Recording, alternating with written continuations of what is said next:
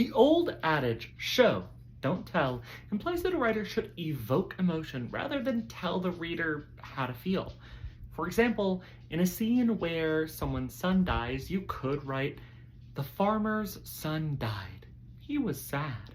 Or you could write a scene in which you don't mention the son's death at all, but instead you see the farmer walk into his bedroom and pick up maybe a photograph of his son and maybe his baseball mitt, and he looks forlornly out the window, and you kind of get the idea that he's feeling grief, and you are shown this grief through his action and his feelings. This is really good advice on its surface, but sometimes a story benefits from directly telling and exploring what a character is feeling. Welcome to Writing Concepts Explained, where I break down common terms writers use to talk about their work. Interiority can help us connect with the character and the story. When young writers get the advice to show, not tell, sometimes they take that advice a little bit too much to heart, right? They're just saying the character does this, and then the character does this, and then the character does this, and then the character does this, and we don't really get any emotion at all. We don't really get the character ever reacting to the sometimes fantastical and extreme things that happen to them.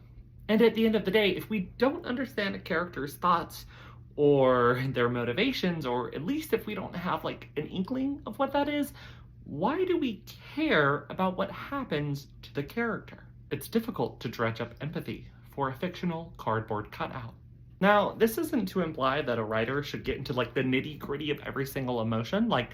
I don't necessarily care how the character feels about brushing their teeth and then putting down their toothbrush and then turning off the lights and then walking into the hallway and then getting into their car and then turning the key. I don't need every single thought and emotion unless you're writing stream of consciousness.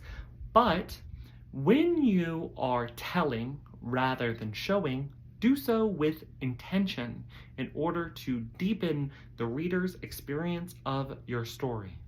In her 2018 essay, Interiority Complex, Rebecca Makkai, author of The Great Believers and the forthcoming novel I Have Some Questions for You, makes some suggestions. The first I thought was very funny because when you want to use an action to talk about a character's emotions, very often writers rely on just a few body parts. So it's usually their throat tightening or their heart speeding up or their breath. They're always letting go of a breath they didn't know they were holding.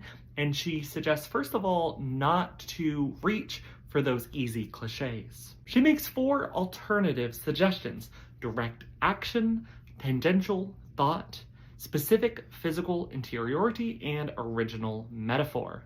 Action is simple. You use an action to tell us a little bit about the state of the character's psychological and mental well-being. So for example, if a character is nervous, they might tap their fingers or they might pace in a room. And you don't want to get too cliche with this. You don't want every character who is angry to be punching walls. With tangential thought, you bring up something that is completely different but related in order to help illuminate the situation that the character is in now. With specific physical interiority, you want to pick a body part and see how it reacts. Obviously not using one of the cliches like your throat or your soul or your heart, but instead maybe that your ears pricked or they rang, or maybe that your knee tensed.